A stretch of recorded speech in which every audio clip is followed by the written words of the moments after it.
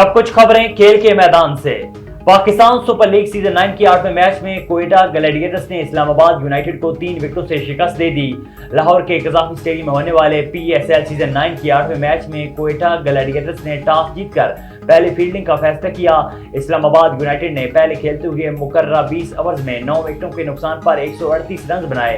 Quetta Gladiators ने 139 run का हदफ सनसनीखेज मुकाबले के बाद 19वें ओवर में 7 विकेटों के नुकसान पर हासिल कर लिया। जैसन राय ने 37 और रायली रोसो ने 34 रन की इनिंग्स खेली है। कबल अजीज इस्लामाबाद की जानब से आगा सलमान ने 33 रन बनाए।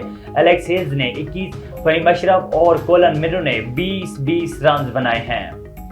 ब्लाइंड क्रिकेट सीरीज के पहले मैच में पाकिस्तान ने भारत को 5 विकेटों से शिकस्त दे दी।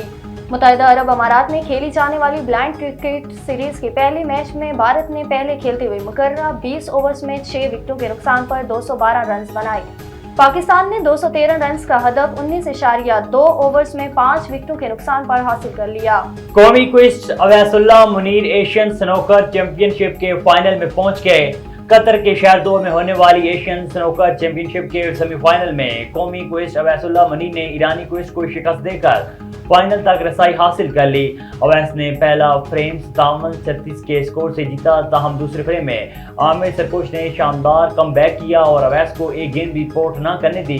दूसरे फ्रेम में 0-8 की शिकस्त से मुकाबला 1-1 से बराबर होने के बाद अवैस ने एक बार फिर गेम पर कंट्रोल संभाला और अगले 3 फ्रेम 75-17, 67-47 और 69-32 के स्कोर से जीतकर फाइनल के लिए क्वालिफाई कर लिया।